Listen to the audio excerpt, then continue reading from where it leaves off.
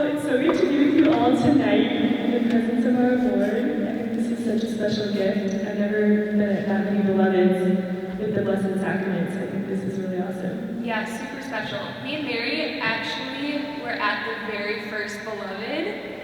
How long ago? Fun facts. 2013. 2013. That's a long time ago. I think it was in August, I'm pretty sure. Yeah. Where were you? Remember where it At was? the bottom of St. Mary's Student Parish in downtown Ann Arbor. Yeah. But yeah, me and Mary have been super involved in BeLoved ever since then. We were both campers at Pine Hills, and then service team, they've been counselors, and faithful beloved goers all throughout high school. It's like the highlight of our week.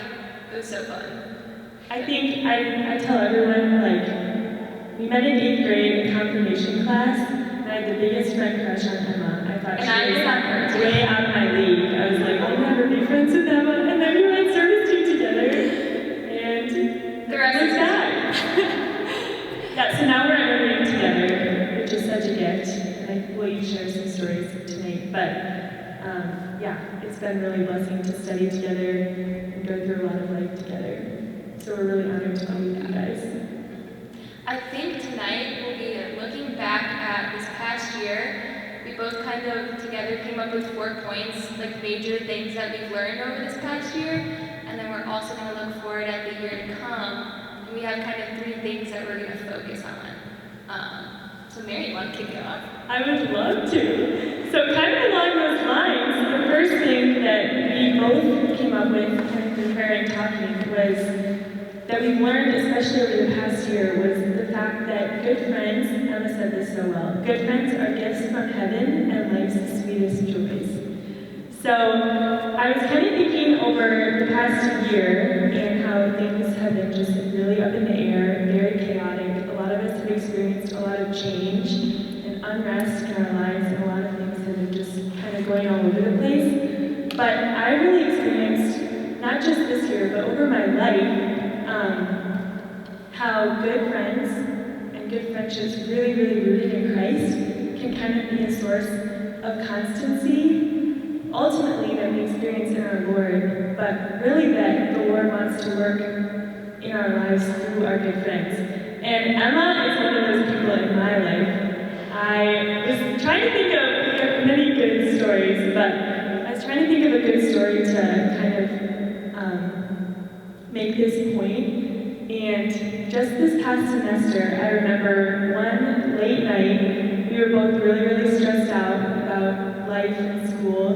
We met up, it's probably like 11 p.m. or something, and we just walked around campus for a long time. And something that's so good about Emma is that every time I see her, she has a new idea about how to make the Lord her number one. So, like, she came to me, she's like, I gotta reprioritize my life. I have this new plan, like, I don't want to let anything get in the way. And I'm like, there is no one else who would come meet me at 11 p.m. on just a school night when we're so busy and want to talk about putting the Lord first and making Him the priority. And Emma does that for me in so many ways. So, yeah, just cling to those friendships and allow the Lord to work through them.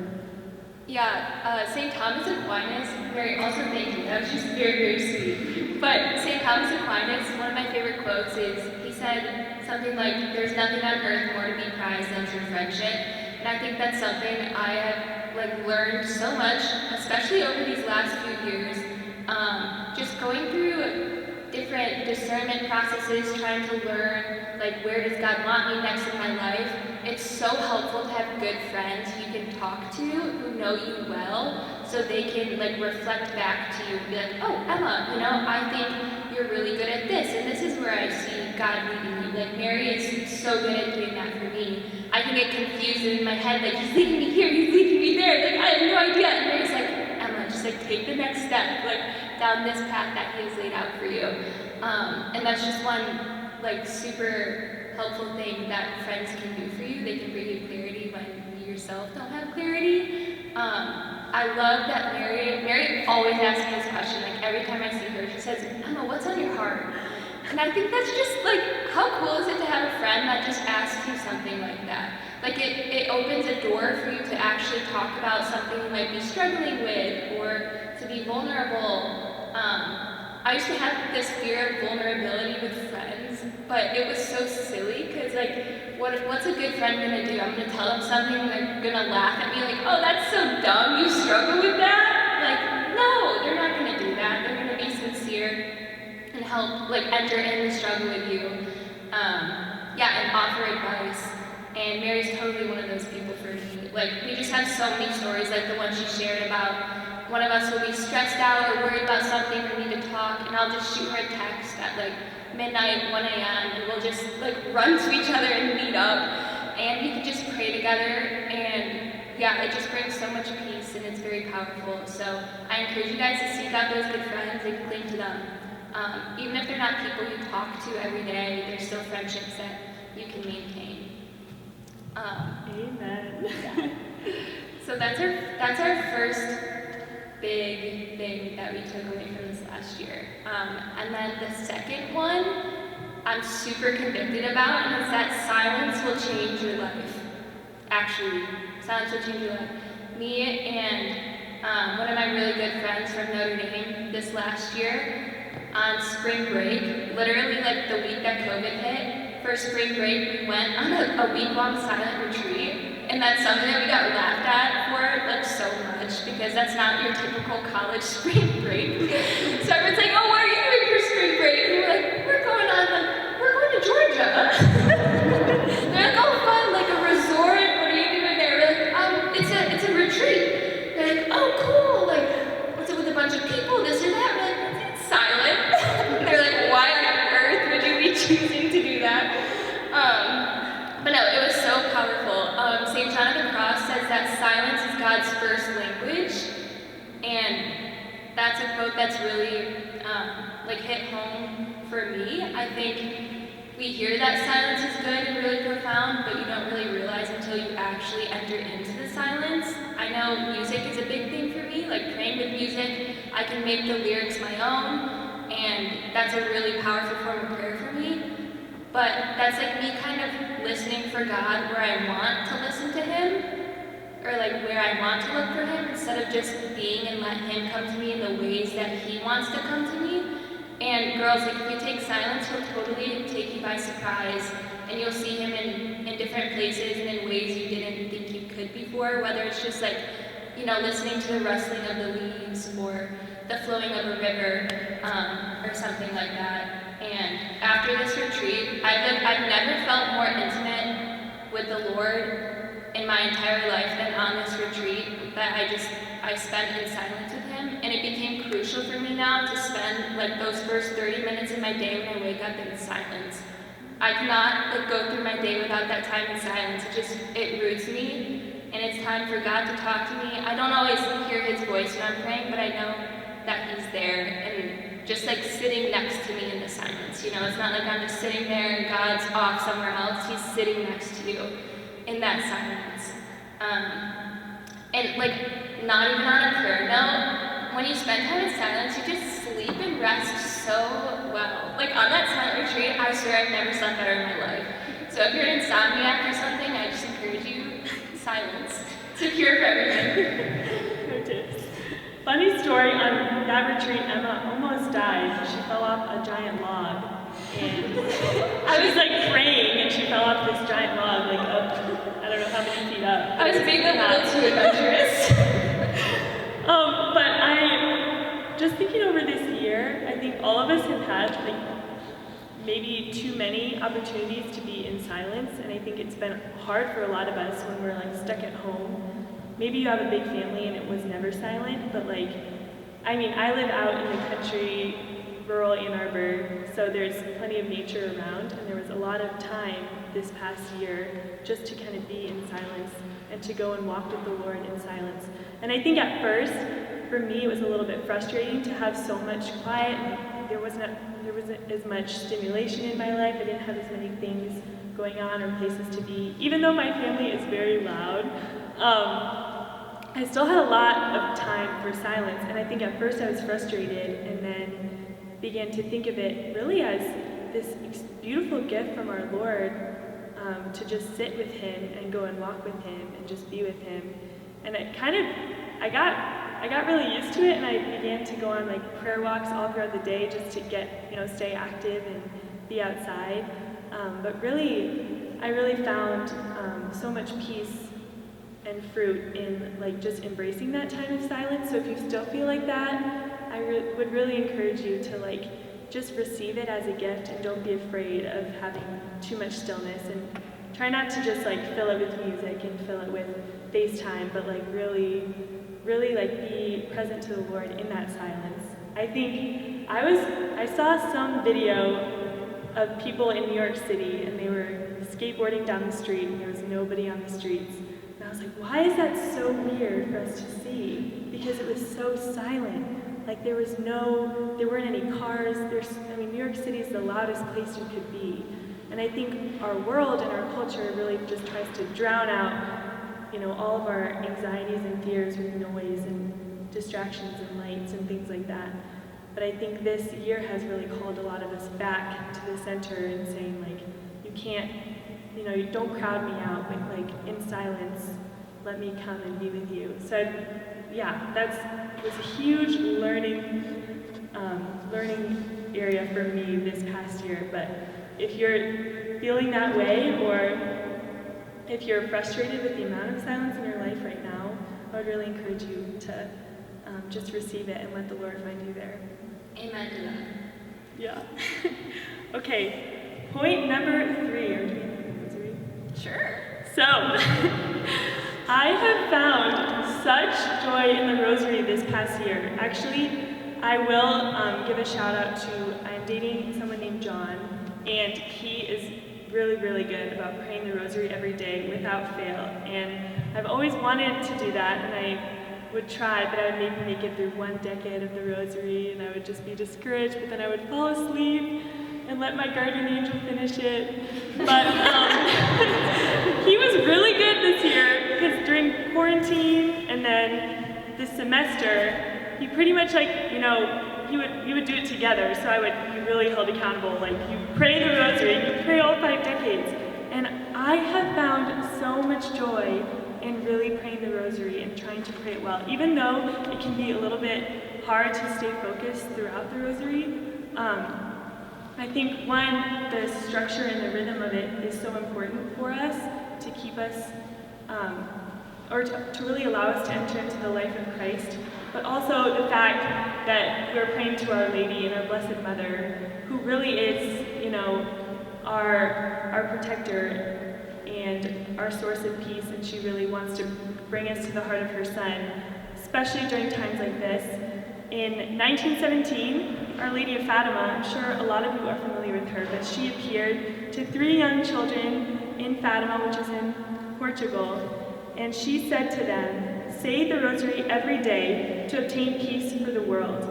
And Emma and I were just talking, I'm sure you'll say this a little more, but people have so many ideas about ways they want to fix the economy, or keep people safe and healthy, and there's just so much talk. But if we're not fighting with the rosary, and if that's not our main weapon, especially when our world is in such a state as it is, then I don't think we can really get anywhere. So I would really encourage you to try to pick up the rosary as much as you can, and really allow Our Lady to fight for you.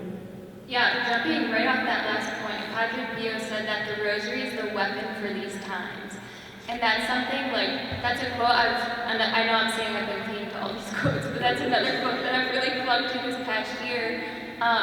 Just with everything going on, me personally, I felt a lot of powerlessness or out of control in a lot of different situations. Whenever I feel that sense of powerlessness, is that a word, powerlessness? Okay, whenever I feel that, I'll just say whenever I feel powerless or out of control, the rosary is something that I've really been clinging to and running to, because it's a weapon to fight with, and it's something that I find security in. I don't think any of us realize what a gift we have in the Blessed Mother. Being up in heaven, we have a mom who's in heaven, who sits next to Jesus and can just bug him all day with everything that we bring to her. and ask for her intercession for. And not only is she like a powerful intercessor for us, but she's a mom, so she's a protector, and she wants to protect us. So in any ways that we feel hurt or discouraged or upset, we can just like come to her. And you know how moms, they're really good at just like sensing when something's wrong, or they know exactly the right thing to do to make you feel better. Like it's not always a word, but it's just a presence or maybe a hug or something.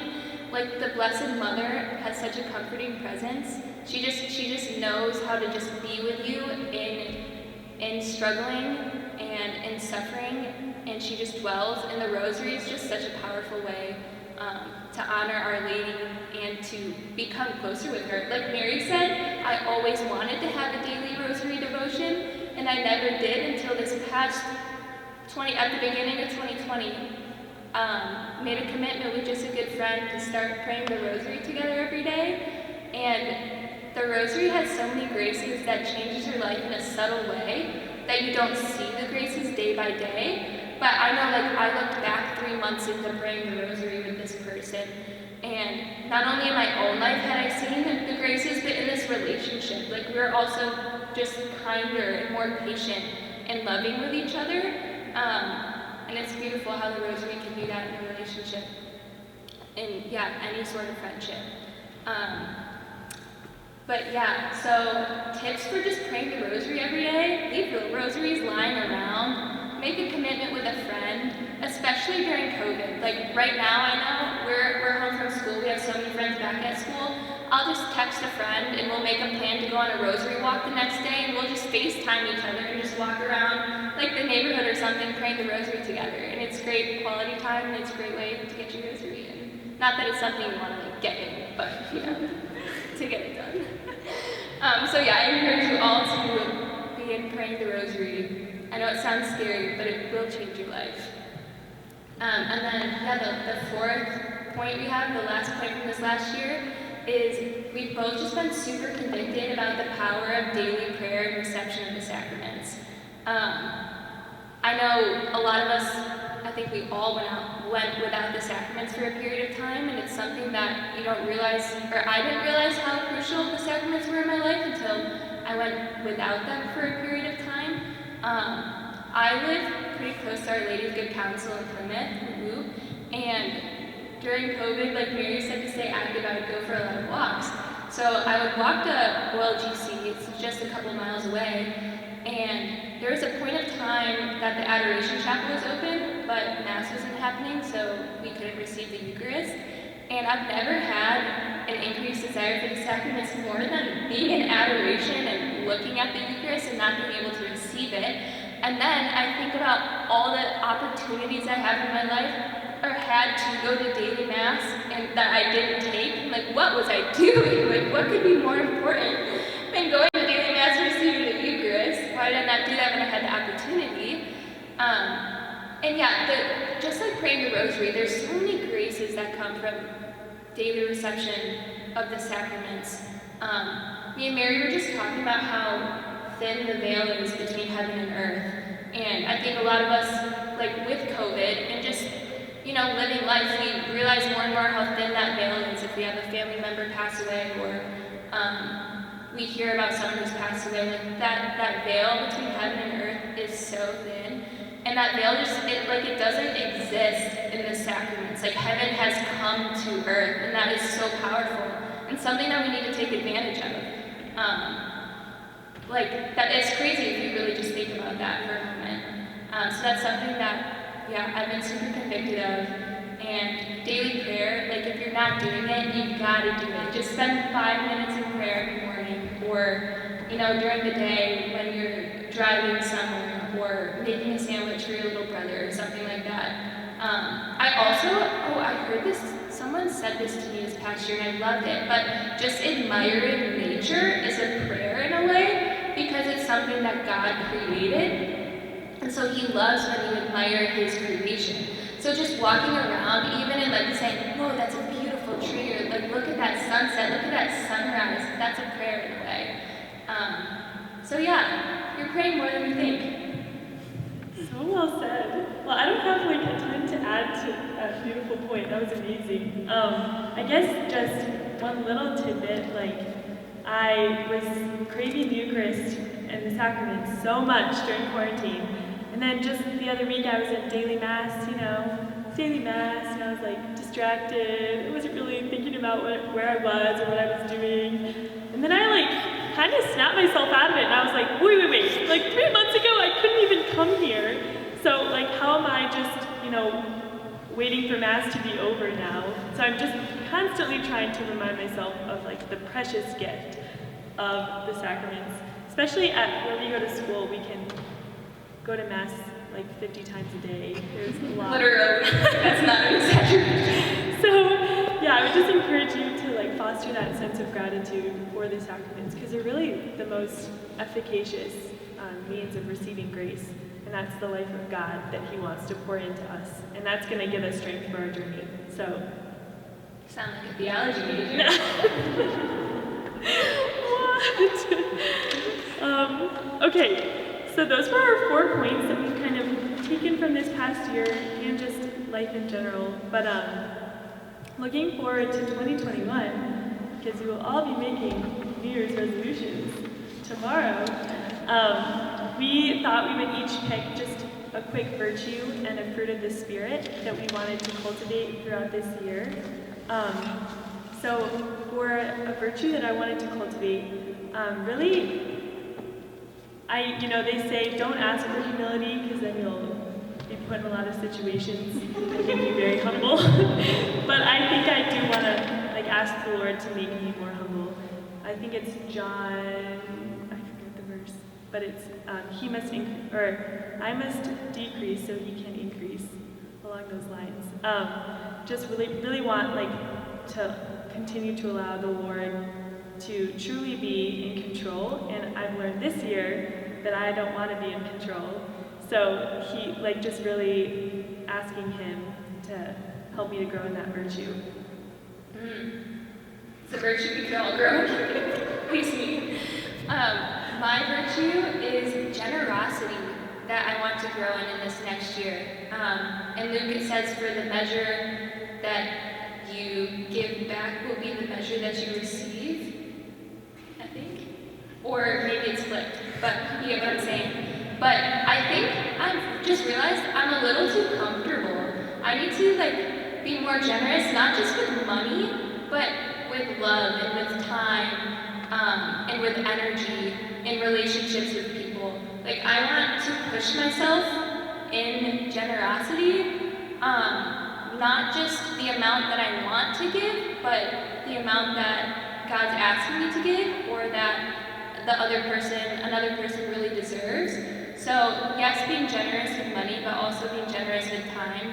So if someone asks me to do something for them, or doesn't ask me to do something for them, but I know it would really help them out, and I have these other commitments, we're all busy people, we all have commitments, but just being generous with that time and setting it aside and saying, that thing will get done, and growing in virtue is more important than checking this task off my list. So I'm gonna put the time aside and unload that dishwasher, or go bring a cup of tea to my friend, or something like that.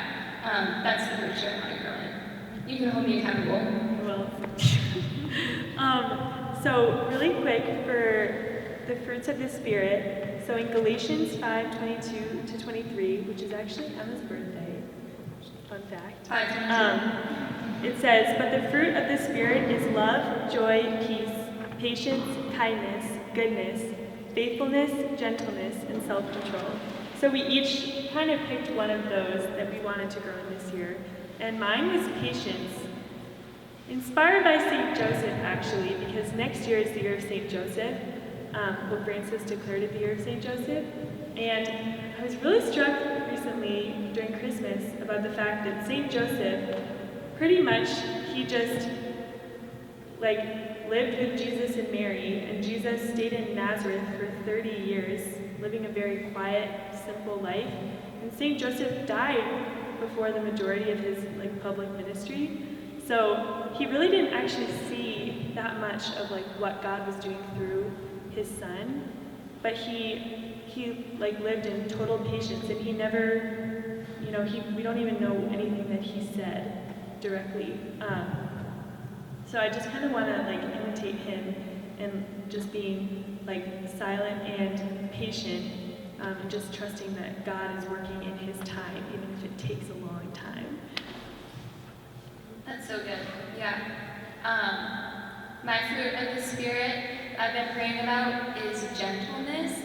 I was just really going back to Mary. I was reflecting a lot on motherhood and what makes a good mother. And there's a lot of virtues and fruits, but for some reason it just really hit me that every mom that I admire, they just have an attribute of gentleness. And that doesn't mean that they're pushovers, but they're just, like they have a sense of gentleness with the people that they care for and love. A woman's soul is made in a special way to be a resting place. I think Edith Stein says that a woman's soul is a resting place where other souls can unfold. And that's something I've really been convicted about lately, and something that I want to cultivate. And I think gentleness is a way that I can cultivate, my feminine heart in a special way. So that's something that I'm going to try to grow in this next year. And then I kind of thought of a Bible verse that has been coming up in a lot of places lately. So I'm like, God is trying to tell me something. And I think this is going to be a Bible verse that's kind of going to govern me over this next year. And it's Hebrews 11:8. And it's, by faith Abraham obeyed when he was called to go out to a place which he was to receive as an inheritance. And he went out not knowing where he was to go. And this is when, in the Bible, they're kind of going through the great leaders who clung to God's promises, and they followed Him even though they didn't have a set path. And you know what? God always blessed them. He never hung them out to dry. So they all stepped out in faith, not knowing the path that was in front of them, and they were all blessed abundantly because they clung to those promises. So I'm going to cling to the promises that, God has a plan for me, and He has a good plan for me, and He wants my good. He desires my good. He's not going to, leave me out to dry. He's faithful. He's steadfast. He'll never turn His back on me. I want to be brave and step out in faith and go out, not knowing where I'm going to end up, but really cling to those promises.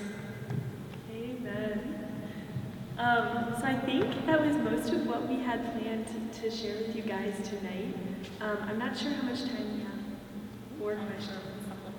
So if you guys want to ask any questions, please feel free. Elaborate on more funny stories. Whatever you want. Hi!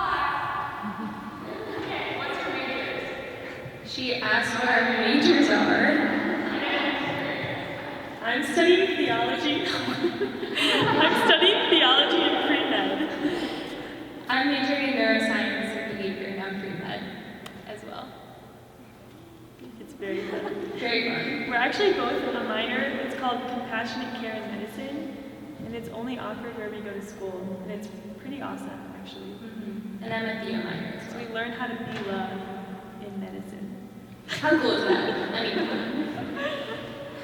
Yes. What do you think is the most important virtue to keep at the center of a Christ-based friendship? She asked, what do you think the most important virtue is to keep at the center of a Christ-based friendship? That is a beautiful question. I love that question. I think there could be so many answers to that question. Wow. Yeah. Well, I think the main virtue, because pride is the capital sin, so I think humility is like the main virtue to combat pride. And I think whenever pride gets in the way, then it's gonna, break apart a friendship and any trust, or because if you're humble, I feel like you're able to really listen. I think humility also kind of combats comparison, which is something that can get into friendships. It combats comparison, and it also it leads you easily into forgiveness, which is also another important thing for relationships. Yeah. So I would agree, humility. Yes. Do you have any like practical ways to practice humility?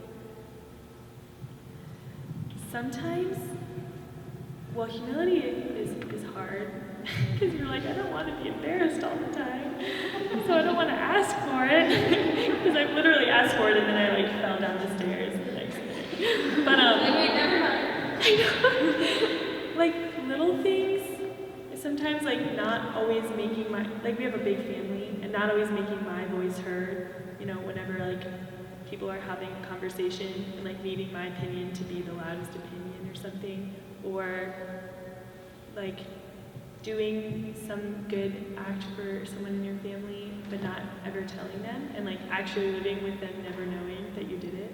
Mm-hmm. You know? Yeah, I also think like just being okay with your accomplishments not being made known. Like maybe you're in a group of people or next to someone, say like me and Mary, like Mary made a 97 on a test and I made a 99 or something, and someone walks up and is like telling everyone, Mary just made like an A on this test, she got a 97, like we should all congratulate her, isn't that great? And just like being able to be humble and saying, wow, like admiring how her smarts and her abilities and gifts and saying, like that's incredible, like go Mary, and letting everyone honor her and not like saying anything about yourself and being like, well, I got a 99. But just being okay with your accomplishments not being made known.